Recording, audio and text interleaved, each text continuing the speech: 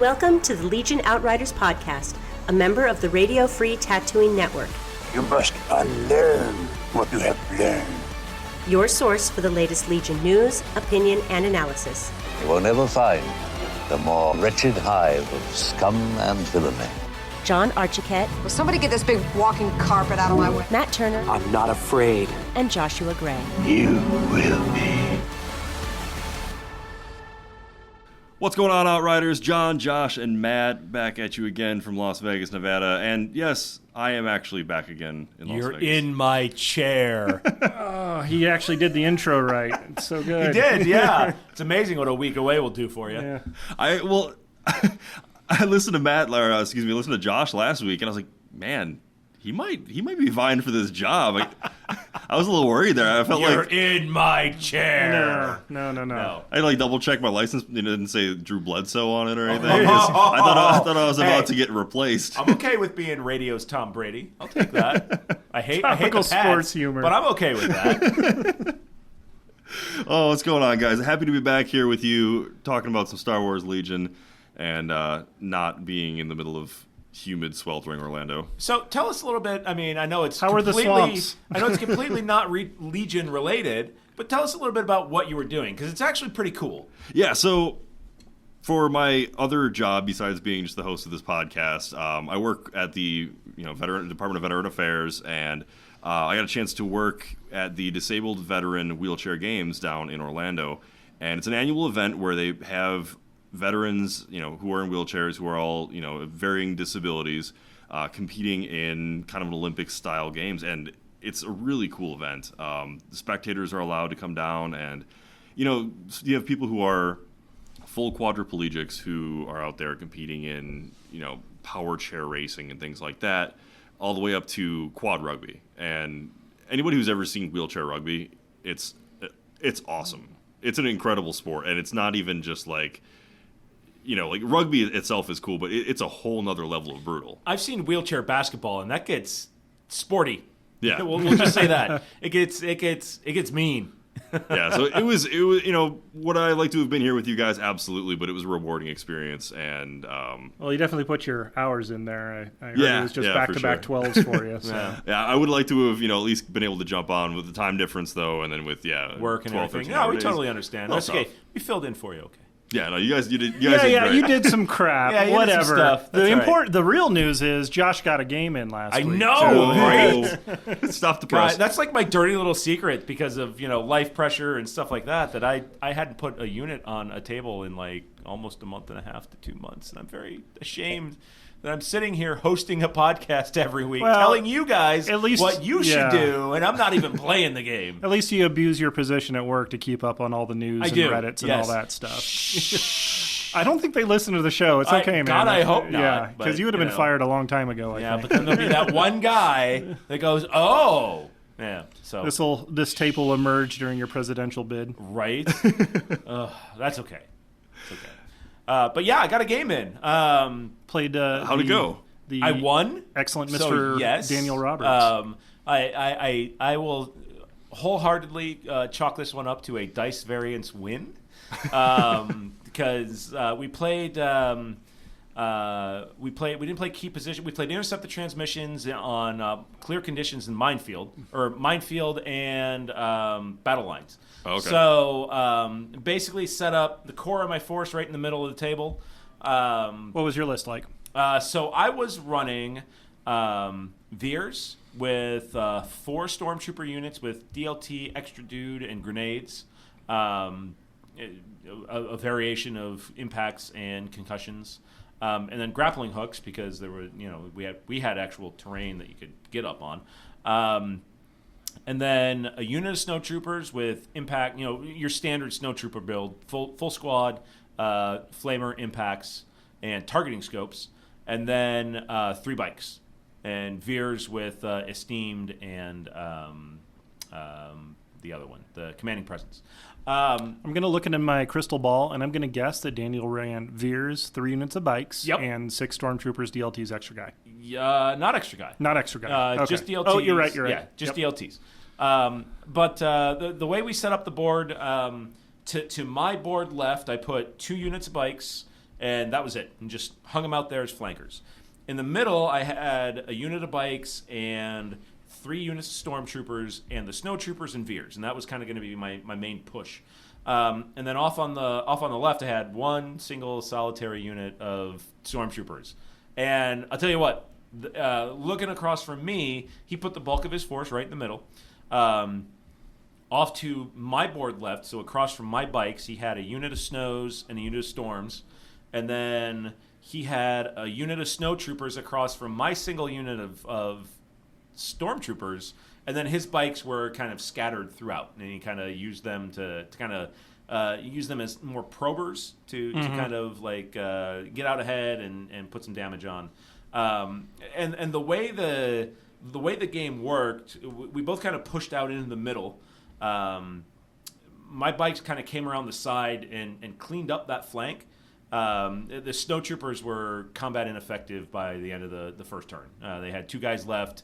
After the second round of shooting, they were panicked and they were running away and mopped them up. Was able to kind of to split my force up the middle, take out that other unit of stormtroopers, which was sitting close to the objective.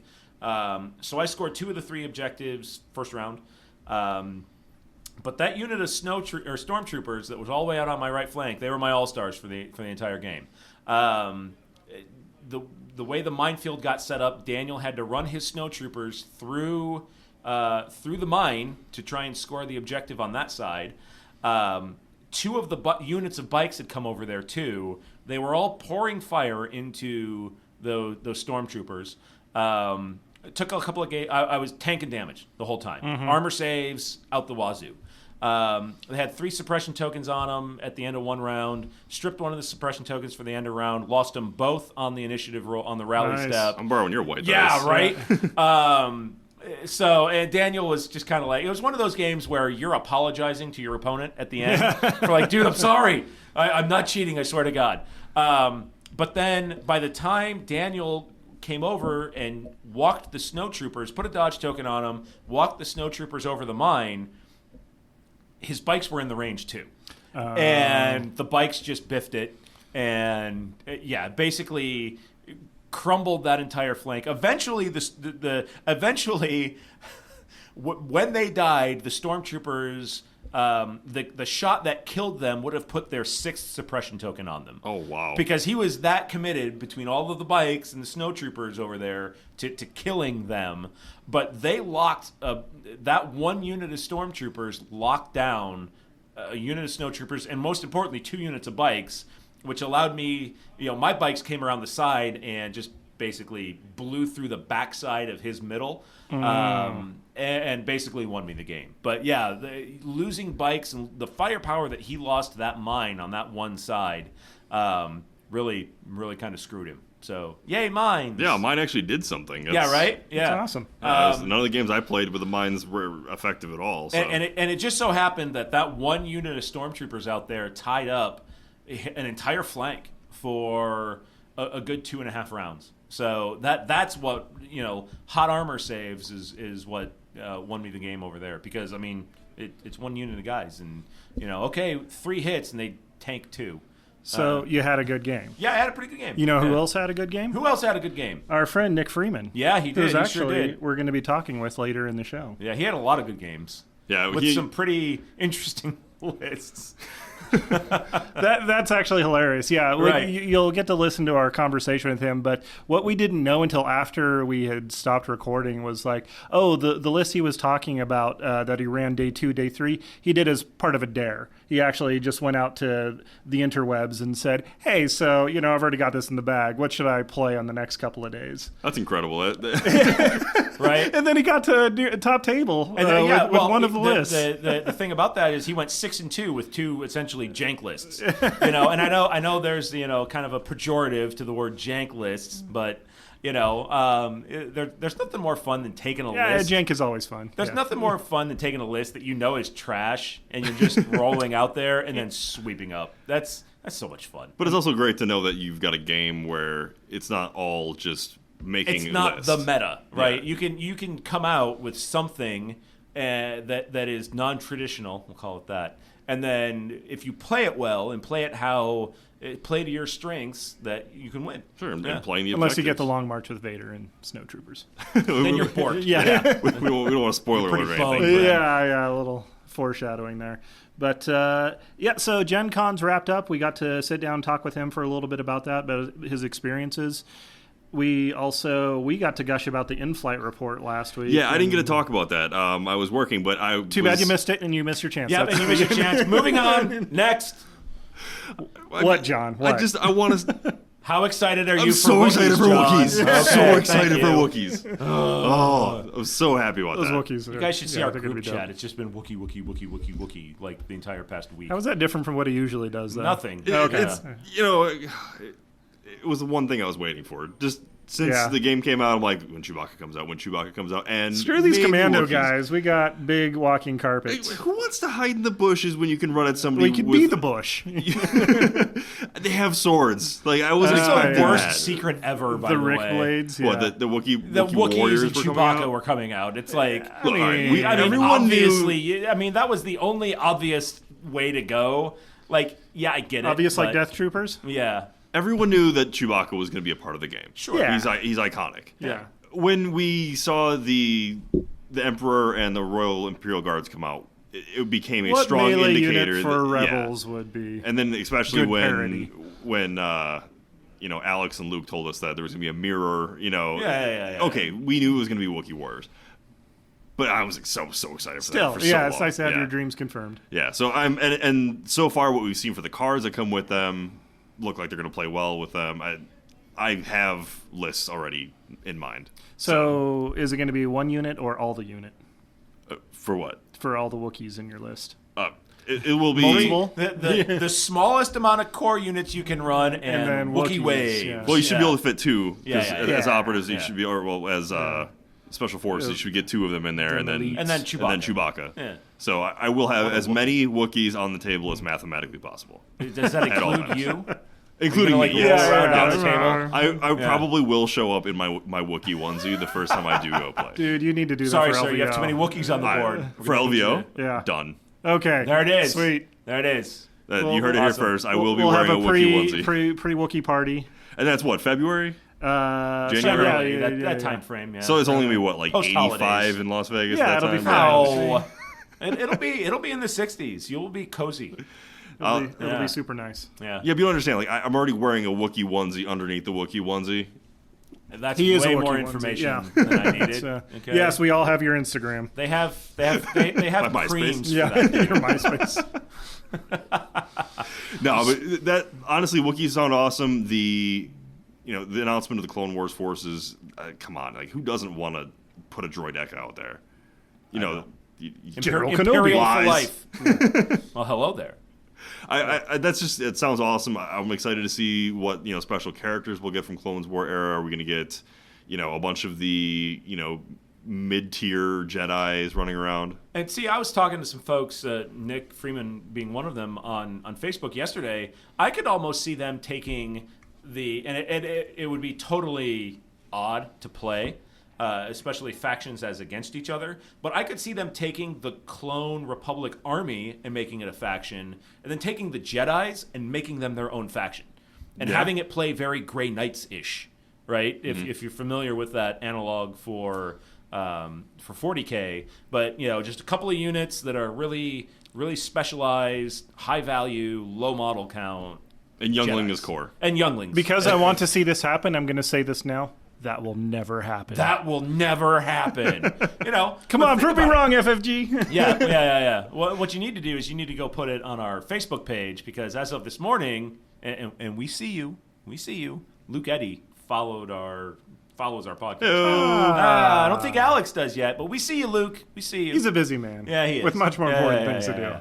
But I mean, Not that Luke think about it isn't, though. I mean, if you had the Jedis as their own independent faction, it would be thematic, because if you look at the end of Attack of the Clones, you had 80 Jedis, descending upon the arena. But the Jedi were all their command and control. They were all General Skywalker and Commander Ahsoka and all that kind of stuff. So my question becomes then, will they have the command card execute Order 66? I hope so. Oh, that'd be fun. I hope so. If you're playing the Senate, you get to play it, and then if there's right? any, will we get They younger just blast Palpatine all as a leader Right? for Republic? You That'd be know, kinda cool. one command card that's I am the Senate. And then the 3-pip one, which is, have you heard the story of Darth Plagueis the Wise? Not from a Jedi. Yeah. Oh, And then it's the entire text you have to read through. I thought Ironic. not. Yeah. well, because they only said that it was Clone Wars era, right? They didn't say I think they specifically said what separatists forces. and Republic. That's what I keep Okay. hearing repeated. So, Right. yeah. Okay, so we're not going to speculate on whether like Genoshans are going to be a separate force. Right. Well, I mean, they're It's- separatists, right now, it's so- a very general, broad brush. I can't imagine they're going to kind go of thing. too nuts on this. I'm still so freaking excited and happy that they're announcing new forces this early on in the game. Yeah, Yeah. and you know, I think you'll see Genoshans just because I think you're going to see aerial units, especially now that we've got Boba Fett on a stick, right? It's well, no, I On a mean it's a unit that flies, right? Yeah. And the model reflects that. So I think you'll see some sort of jetpack troopers. I think you'll see Genoshans that can fly. Yeah. I think All those that's- characters that you love, like Poggle the Lesser in Sunfac. right? But you know, you'll see. You know, Not up on your Geonosian lore? you'll see B1 battle droids, you'll see droidicas, you'll see SPDs, you'll see Genoshans. Those that's the 4 common sense things that you'll see. I think out of the Separatists. Just hope we get a gunship, because I want to do like the Tiger Shark Yes. on the front of it. Yeah, I thought you were going to say Gungans. And No, you were saying Gungans. I hope and we get Gungans too, because like I still want to take all those bouncy balls and roll them across the table to kill everything. I'm they going to play Yeah. Gungans purely out of spite. my ATST needs something to step on. And he will have a little commissar hat on top. Yes. I'm gonna do the complete like best impression of all of the terrible Jamaican ripoff Gungan so accents. awful. Dad? Yeah. Better get into those theater classes now. Oh no! I'm going to keep it as terrible as possible. Oh, gotcha. We're keeping the standard very, very You'll So low, still getting the somehow quality figure a way ones. to work 9 Wookiees into that list. as they should. What about the droid attack on the Wookiees? Exactly. See, there you go. But I mean, there were so many things that they dropped that I didn't even like. After one surprise after another, to just you have to like let sink in. Like the what do you call the special troopers that came with Rebels and Imperials. Specialists. The specialists. Thank you. Oh, man. Yeah, I mean, like Yeah, You you could- heard my apology. yeah, Yeah, you're getting your little unnamed guy. Unnamed commander. yeah, exactly. And that's Yeah, Lieutenant Squeeb out there on this battlefield. It's like, I don't know why I'm in charge. Is Skywalker around here somewhere? Oh no, it's a Jedi. If I had a girlfriend, she'd kill me. So interesting thing, as speculation has run rampant on the internet, somebody What? eagle-eyed has noticed that the fleet trooper for the Death Star trooper, the helmet guy, and then the kind of commando-looking guy for the Republic, both have radio backpacks on their Yep. back. So So what that'll that probably is comm do, specialist, yeah, it's a yeah. comm specialist. So the conjecture is that that'll be somebody that allows you to issue orders to that squad outside of the command range. Yeah, since you can't Yeah. take a long-range comm on Right, those right. guys usually. So, So it you makes know, perfect sense. Yeah. Yeah. So- and then one of them kind of looked like it might be some kind of astromech droid. Yeah, and I think that's going to be something that allows you to repair armor. Yeah. And then so you've got a medic, you got the 21B and the FX7 droids for the Empire and the Republic, which will obviously heal people, and then you have the astromechs, which will probably heal vehicles. I'm hoping somehow. for the speeders they do it like X-Wing, where you can jettison the astromech to take a wound off. Or something. Fire him off as chaff. You know? Sorry, R5. It's been real. So with the medics, like, do you think that's going to work in the mechanic, like where it has to be a multi-wound person to get a wound back, or Well, I will mean, it only work it's on like? embedding into the squad. Or will it bring a guy back? I like, think it'll bring a a guy la back. Necrons or something like that. Or it'll be something where it allows you to delay a wound or prevent a wound. You could maybe it's a tap ability. It'd be you cool. gotta live, man. You gotta live. It opens a lot of room for discussion and speculation. Yeah, because will there be Yeah. interactions with like the combat stims and the medic? Yeah. Maybe preventing one of the guys from dying at the end of the round, or both. Or... I think there'll be some timing issues with that though, Sure. because combat stims doesn't it forestalls the wound. It doesn't prevent it. Right. So it just depends. But exciting times. Yeah, and then of course with Chewbacca, like there's a world. Nobody cares, John. A world of Nobody cares, combinations that you can do. I care, John. Besides just the. We can talk about Wookiees together. I'm going to talk about Wookiees all day. I can do the entire. I can do a Wookiee cast. Okay. Did you know that if a Wookiee was ever to kill somebody with their claws that were supposed to be just strictly for climbing, they would be dishonorable. They're rage claws. They can't control themselves. So that's Wookiee why rage. Now, ripping their arms out and ripping someone's that's not arms using off their and beating claws, them is to it? death No, with it? that's absolutely That's fine. okay. That's acceptable. That's brute strength. They do that at Wookiee raves. They just tear arms off and they do like the Cantina bands do. Oh, okay. Like the Ewok drum corps used the helmets. Yeah. Right. The Wookiee drum corps uses the arms on big drums, basically. They edited that didn't part show out, that though, part. Unfortunately. That ended up on the cutting room floor. Yeah.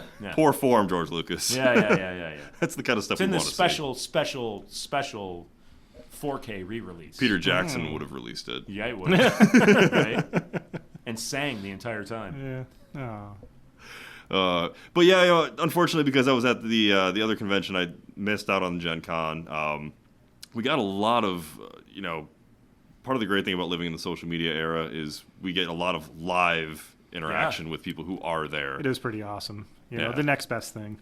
So we got to see a lot of things going on there, for better or for worse. Nick Freeman's going to talk a little bit about some of the backlash that GenCon had while it was there, and how... Actually explains some of it, and it's not as overblown as we had thought, which I'm grateful for. I'm happy for that. Maybe it was not quite as bad as people were thinking. Wait, so people would be overreacting on the internet? Yes, I know. Overact and then maybe mislead other people on the internet? Oh, stop. No. I would hope it would not be intentional, but I guess, he'll talk about it. But so, Josh, we have the 3 winners from GenCon since there were 3 days of events. We do.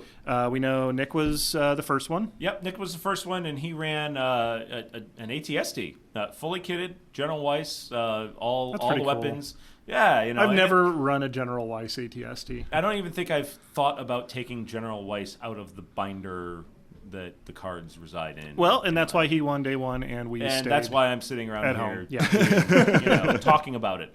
So yeah, really generalist list. He posted up a blog about it, and Impact X, for those that may not know. And what he didn't really talk about during our interview, which we'll air here in a bit, he wanted to bring something that kind of the meta right now for the Imperials is triple bikes, and then the meta for the Rebels is Wonder Twins. So Luke, Leia, Troopers, and ATRT's Rotary. Neither list is really heavy on armor killing capability. So he kind of took a look at the meta and wanted to bring something that both of those lists might have a hard time dealing with. And a fully kitted out ATST is definitely that. So he ran ATST with Veers and Weiss and 2 units of snowtroopers with Flamer, and then 4 units of stormtroopers DLT-19. Nice. Day 2. Day 2, triple Veers, or Veers triple bike list. Pretty standard. All the Imperial good stuff. Yep, all the Imperial good stuff. Who was the winner on that one? That was Dustin Ferran. And I'm not sure if I'm saying that name correctly, but probably not. Probably not, but that's okay. 5 units of stormtroopers, 4 with DLT and the extra guy, a straight naked stormtrooper unit, straight up naked, and then snowtroopers, impact grenades, flamers, extra guy, nice, right? Yeah, and then just regular speeder bikes, nothing in that comm slot, and then of course Nick, he ran what we talked about. And then Ryan Slawowski, if I'm saying that right, he's one of the hosts of Stabcast. Stabcast, yeah. So he ran Wonder Twins. So Luke Force Reflexes, Force Push, Leia, Fleet Troopers, Rebel Troopers, and 2 ATRTs with rotary. How many fleets? 2 scattergun. 2 units. I got to get that second unit. Yeah, Yep. scattergun and the extra dude. Yeah. And then of course, Z6s, yada yada. I think Z6s. I got to make a mental note that next year's time, No, knocking on wood, we're still around. Yeah. and no moving on. Z6s on the Rebel Troopers. Sorry. Oh, Yeah. that's good because I hate Yeah. Z6s. I honestly do too, and it's something that I've been thinking Yeah. about doing with my list. I do still keep That's one interesting. in it, but I've been thinking about dropping him. So Well, those it's good to white know guys. that someone has had some good effect with dropping out C6. Yeah. But it would be really cool to kind of look at next year's lists and then compare them back to this year's, with all the new stuff that's going to be on the table. But, Yeah. Yeah. One thing I noticed with the Rebel list that ended up winning day 3, they ran a 1 naked Rebel Trooper squad. Yeah, I've been advocating that since day 1. Run 1 naked Rebel Trooper squad. you're a visionary. I know. If only you'd have been at Gen Con, we'd be talking to a winner Of right the now. 5 units that are in the game, you guessed one properly. No, we would still be talking to a winner because we're going to have Nick on here Oh in just yeah, a minute. No, yeah. You'd have the honor of talking to the winner and probably the last place finisher. Yeah. But I might win an award for being the drunkest or something. I don't know. It's wherever you find your happy place. So you've never really been to a gaming convention? No, I haven't. Okay. Prepare your liver for that because there is always somebody drunker than you. That sounds like a challenge. Okay, yeah, throw down, sir. LVO, find the guy in the Wookiee costume and We're gonna challenge have to him to a set drinking something up, contest. a little pre-game game. And I didn't have the full convention experience the one time I went to Nova Open. Yeah. Because I was local, so Yeah. I just drove home when I was done. I played my games and went home. Had a beer with some of the guys there from the shop that I played at, and then went home because I was tired. Grumpy old man tiredness. Yeah. Yeah, I'm definitely getting a room down there this year. Yeah, I'm thinking that's probably going to happen for me too. So Maybe local discounts. right. So I'm looking forward to the full, drunk con experience. Oh, boy. So, not that Drink I responsibly, advocate, kids. yeah, not that I advocate drinking to excess, Or anything, any substance for that matter, no matter where you may live, because some are legal in certain places, and some are not. What the hell are you talking about? I'm talking about the hippie lettuce, Oh. the devil's weed, Oh. Romaine? Yeah. iceberg, dude. Could go for a iceberg. salad. Kale? Arugula. Oh, man. All right, well. This is getting out of hand. We've all just... Are we playing with a King's Cup where you just go around in circles and name different kinds of lettuce? We could. And just descended into a game of categories. Iceberg. I would lose. No, At this point, we already I'm did out. that. The iceberg. And how about we talk to Nick now? Yeah, let's. Well, why don't we take a break? Yeah. And kind of reset after all of this foolishness. Sounds good. And when we get back, we will have Nick Freeman with us. Tune in every Wednesday to Radio Free Tatooine, a Star Wars podcast that's better than some and worse than others. Take a trip to a water cooler far, far away as we bring some casual, fun conversation into the Star Wars podcasting community. Hosted by me, Sean, my sister Amy, and John. Radio Free Tatooine. We may not know what we're talking about, but we sure know how to record it. For more, visit RadioFreeTatooine.com, a proud member of the Radio Free Tatooine Podcast Network.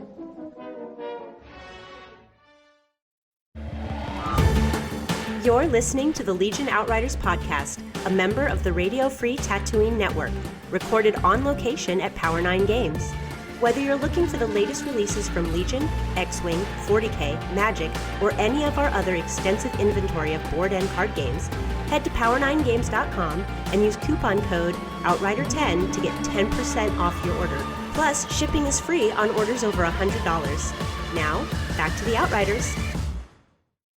Welcome back, Outriders. We got John, Josh, Matt, and our, I would say our first and only real true friend of the show. Yeah. Nick only Freeman. true friend of the show. The only one we who- have a friend. Hooray for us. And thank God he's not objecting to that right now. Not yet. It's like, whoa, guys, come on. Yeah. No, you guys have more friends. No, So let's hear from that's not that the friend. objection. Now, how's it going, Nick? It's going great. How are you guys doing? Oh, we're doing great. So, obviously... Nick who? Like, are we going to... You take first place and sweep up at Gen Con, and now you're just Nick, and everybody knows who you are? Is that not how how this it is? I was pretty Nick sure, Freeman, because there's more than one Nick that plays this game. Well, I think there's somebody else that goes by the Freeman, so... Oh, okay. I don't know. All right, well, so we got Nick Freeman here. Thank you. Who is not only a friend of the show, but also probably the resident, I would say, superstar, reigning. I probably. Congratulations on being the first Legion celebrity. Oh, thanks. Is that a thing? It is now. We just invented it. Sure. Why not? But a blog star. So the three of us were not lucky enough to make it to GenCon, or talented enough to make it to GenCon. However, wealthy enough? Wealthy, Yeah, whatever because we're adjective you poor want and to have use. no vacation time. Yeah. But Nick was there, and Nick, why don't you give us just first impressions? How was GenCon? So it was actually my first time going to GenCon in general, and it was kind of overwhelming. I think they said 75,000 people playing board games. Holy crap! Yeah. So it's like almost the size of Comic-Con at this point. It's quite a bit. Go ahead.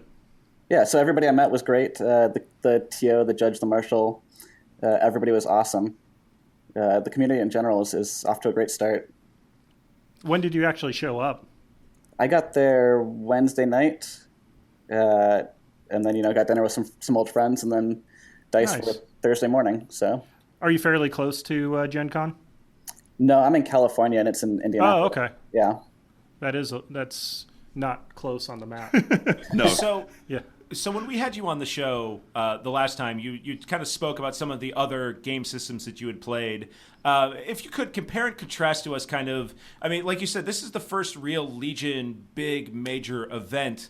Talk about the sense of community in Legion right now as it sits with some of those more established games that you've had the chance to play in a major setting like that before.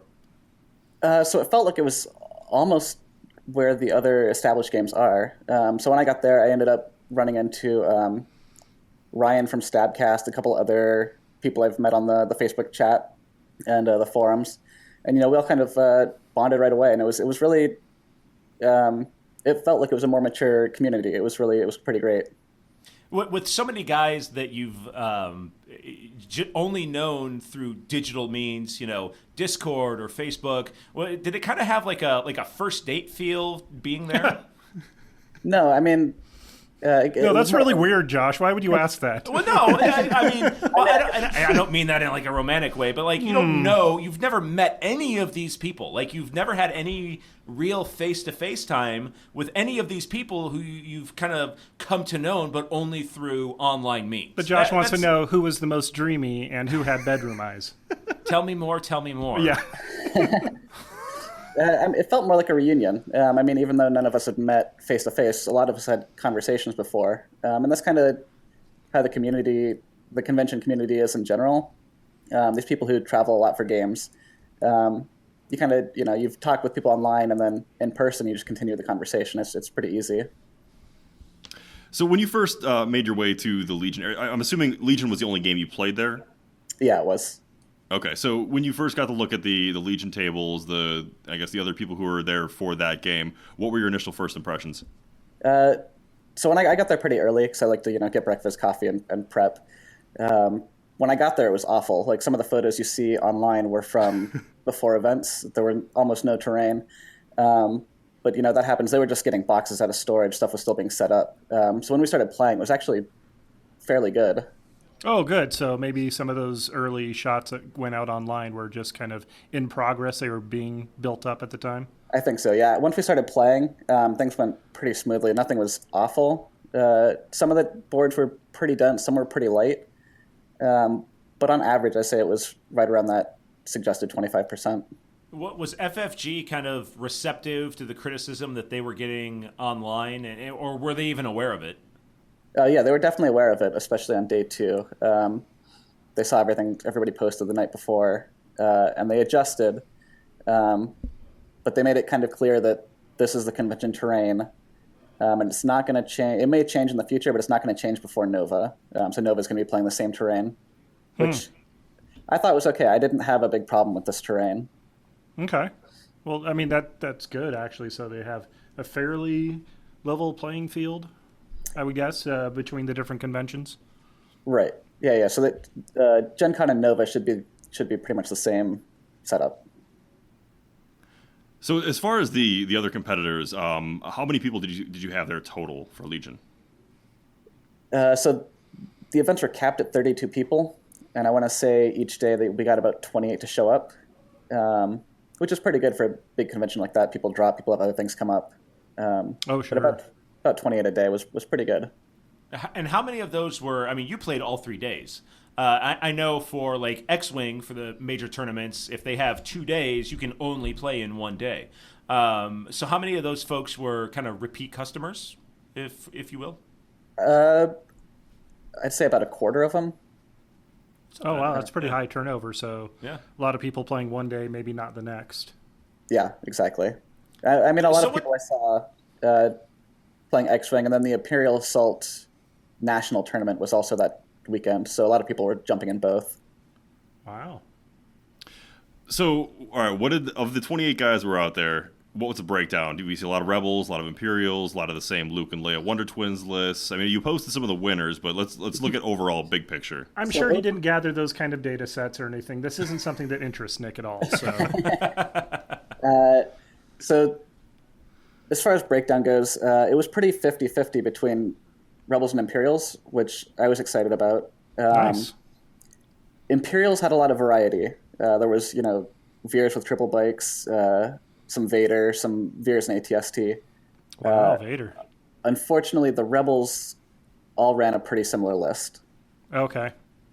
And that was generally the Wonder Twins, 2 ATRTs, 2 Fleet Troopers, and then fill the rest with Rebel Troopers.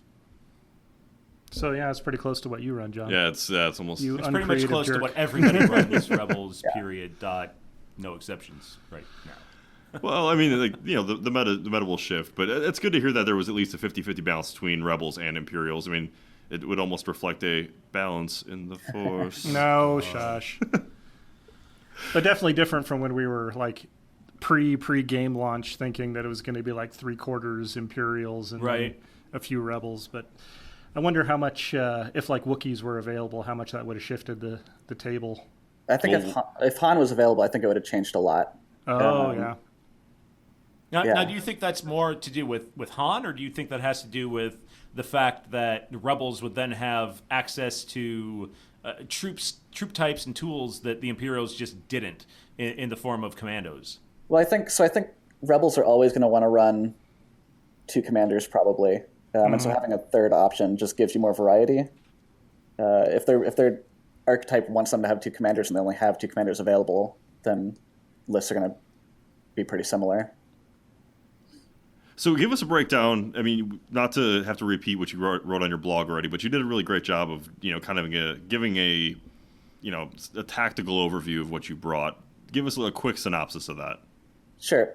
So I wanted to bring everything and kind of switch it up from day to day. Unfortunately, from traveling, I could only bring one faction, and I decided to go with Imperials.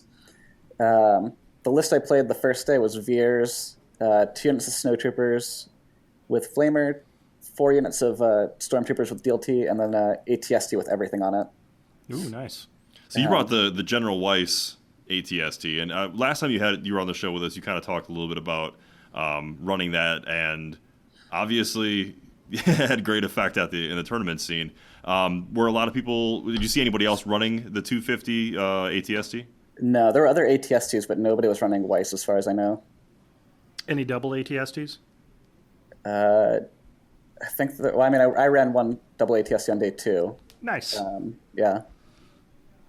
Now the other list that you posted was the Darth Vader and was it six snowtroopers? Yeah, 6 Snowtroopers with the 50. How the hell does that work? It's slow. It's real slow. Yeah. It did really well, actually. It went 3-1. I only lost to Ryan on the top table, and I think a lot of that has to do with getting Long March. Yeah. That's a nightmare. So you pretty much just push forward and hopefully something gets into combat? Is that how your strategy worked on that one? No, not at all. So it takes advantage of the attack after moving. So a lot of times they'll move up, they'll shoot to put a suppression on, and then they'll move back out of range. So using the free attack after move activation just to keep your guys hopefully at full strength and out of harm's way. Exactly. Oh, nice. It's an interesting approach to it. That's yeah, I've seen people do it with like smaller units, not with like 6 though. That seems crazy. That's got to be mentally taxing to play that kind of list and trying to manage all the ranges from your opponents and your own guys. So, but it seems to do pretty well since you got to top table with it. Yeah, I had fun with it for sure. So outside of the standard Legion games and like that, you said the tournament atmosphere felt good, and you said on your Facebook that you think this is going to be the game you're going to stick with for a while. Yeah, I'm very happy with where it's at right now. Now, is that just based on GenCon results, or you just an overwhelmingly positive feeling from the community, or what went into that mindset? I think it's mostly the community, actually. So, like I said, everybody was really positive. There was no, out of all 3 days, out of, what is that, almost 80 players for all 3 days, there was no conflict between anybody. Like, everybody was friends, everybody was talking. That's awesome. It was a great experience, yeah. No throwing dice and then sucker punching people in the parking lot or anything like that? No, no table flipping, nobody got upset. Wow, that's fantastic. That's because Josh wasn't invited. Yeah. Nor shall he ever be. Well, hey, there's still a chance to be the first at something. Oh, jeez. All right. There's famous and then there's infamous. Yeah, fame's fame. So the GenCon also wasn't just the tournament; it was also a huge release day for a lot of the news and information. Of course, we've all seen everything that's been released. What was it like? Were you there when they did the announcement for it? In flight. No, so my flight was arriving when they were doing the announcements. He was in flight. In flight. Yeah. All right. Good job. We got so there, what do you think about, we talked about it on the show last week, but what do you think about the stuff that was announced? I'm pretty excited. If they do a separatist army, I've got to get in on the battle droids. Oh, yeah. Pretty much everyone. I think everyone feels that way. Yeah. I need all the Roger Rogers. Right. So I'm going to try and collect all of the factions, at least for analysis. I don't know how much I'm going to be able to keep up with all 4, but I'm going to do my best at this point. So, I mean, don't lie. You did a statistical breakdown of all the new units coming out, right? All the visible cards that are displayed. No, I'm trying not to do it until I have all of the information confirmed. Okay. So I'll end up doing Han and Commandos soon. And as soon as we know what the Scout Troopers' weapons points cost are and all that, I'll do them. But I'm trying not to do it until it's confirmed for sure. Yeah, you don't want to have to go do the same work again that you just did just because something gets introduced that changes the entire formula. Exactly. I suppose. Yeah, makes sense. So, did you get a chance to buy the Han or the Rebel Troopers out there, or Rebel Commandos? I didn't, actually. I was in games all weekend. Did they sell out while they were there? No, they had some left on Sunday. I walked out, but there was still a line. So I just figured I'd rather support my local store than wait in line for an hour. Hey, good answer. But I'm sure it must have been tempting. I know I would have probably gone and got them. But how was the traveling and hotel and all that overall for people that are maybe considering going to GenCon next year? Save a lot? Was it a fairly cheap or expensive trip, in your opinion?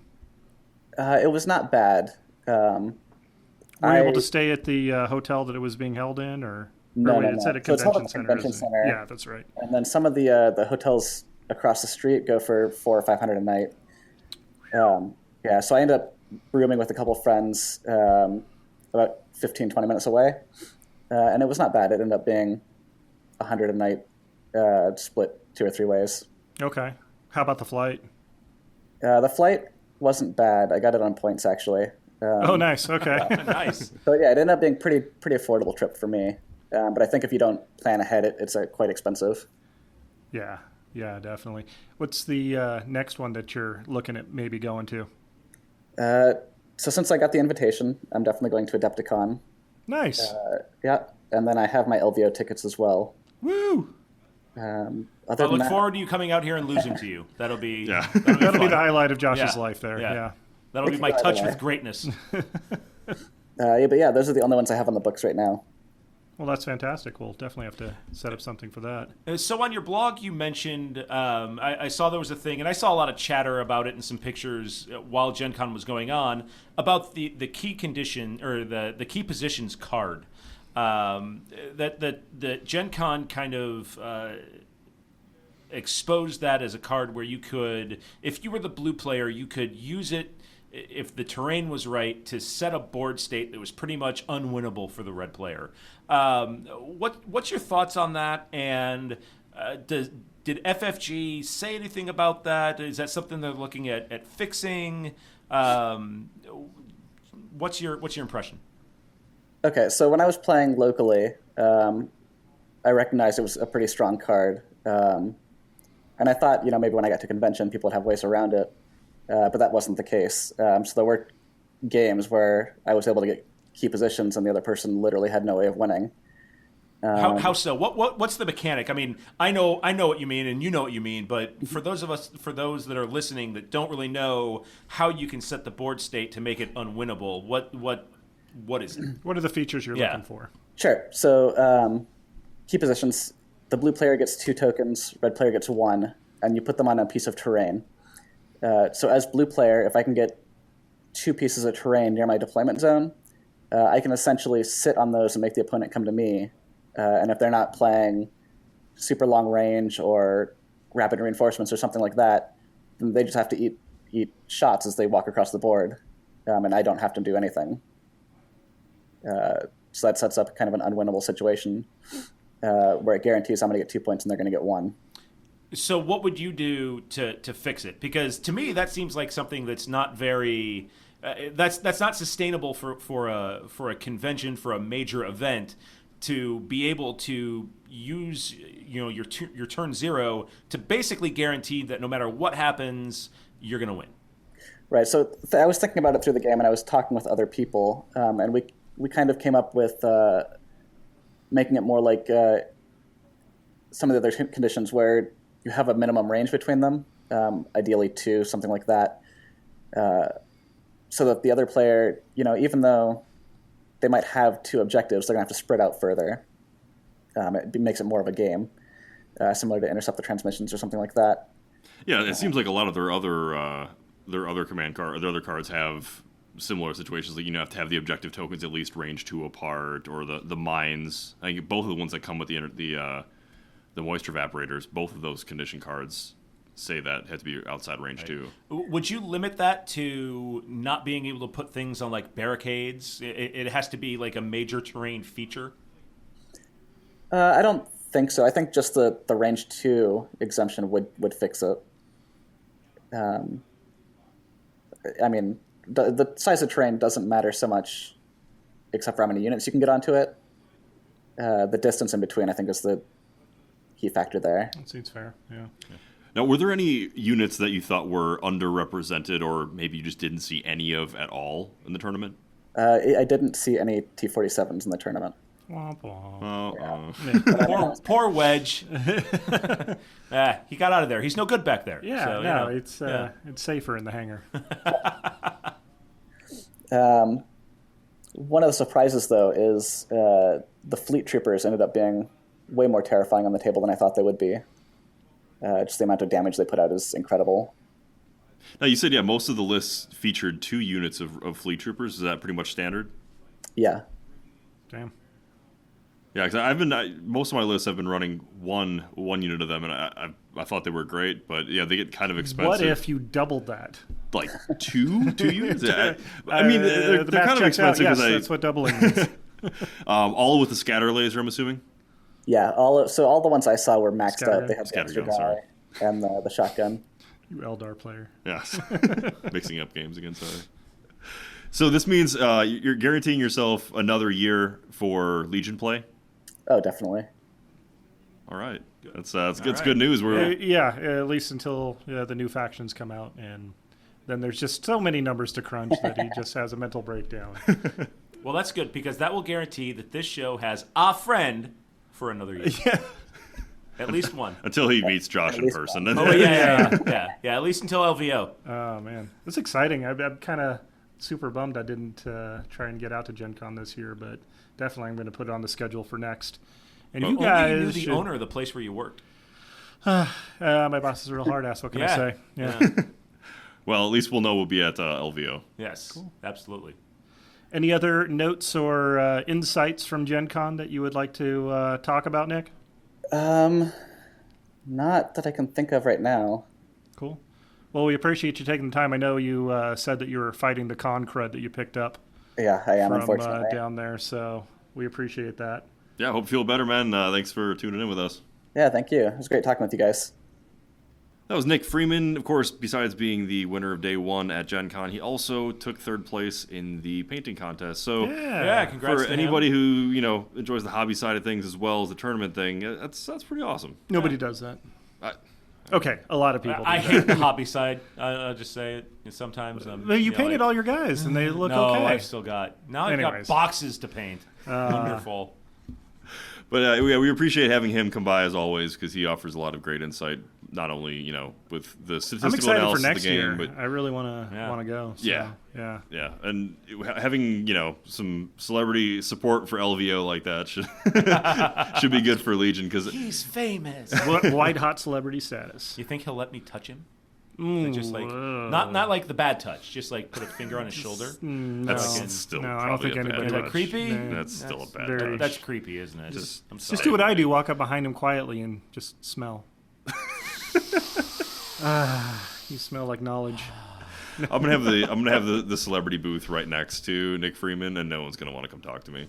Yeah, I'll talk to you. Okay, as long as you have a beer. You're gonna talk about wookies or a beard, and a beer. Okay, those two things will get you permission. Anyway, Matt, you had something you wanted to talk a little bit about? Oh, yeah, just real quick. We're actually kind of trying this as a spin-up for possibility for doing this for Legion, but we're going to have a Warhammer 40K. If any of you guys out there listening still play 40K, in Vegas here we're going to be doing a GT for ITC. It's going to be November 3rd and 4th, so it's going to be a 2-day event. We're looking at about 5 games. But for details on that, if you're interested, go to power9games.com, and it should be one of the event tickets near the page. But should be a lot of fun. We're hoping to have a really good turnout. We got a ton of prize support and all that. And if all goes well and we get all the train and table set up, then spinning into something like Legion seems real easy too. So very, very exciting. So how many ATSTs can I fit in 2,000 points? All of the ATSTs that you could normally fit in 2,000 points. I'm going to show up. I'm going to show up there with everyone's got these Imperial Knights armies. I'm going to show up with a bunch of ATSTs. Who's the window licker? Yeah. Your first opponent, you should just put Legion stuff across the board from them just to see what they would say. What? These are all counts as their white scars or something. I'm proxying Imperial Guardsmen here with these rebel troopers. It might work. Yeah. All right, guys. Well, I want to thank you guys for listening this week and bearing with me coming back. I'm sure you guys. It's good to be back. You're not flying away anytime soon, are you? Not that I know of. Fantastic. Not voluntarily. Okay. Who knows? All right, guys. We'll catch you next week. You've been listening to the Legion Outriders podcast, a member of the Radio Free Tatooine Network. Only now, at the end, do you understand? For more from the Outriders, make sure you like us on Twitter at Legion Outriders, subscribe to our Facebook page at facebook.com/Legion Outriders, and make sure you like and subscribe to the podcast. Thanks for listening. You're all clear, kid. Now let's blow this thing and go home.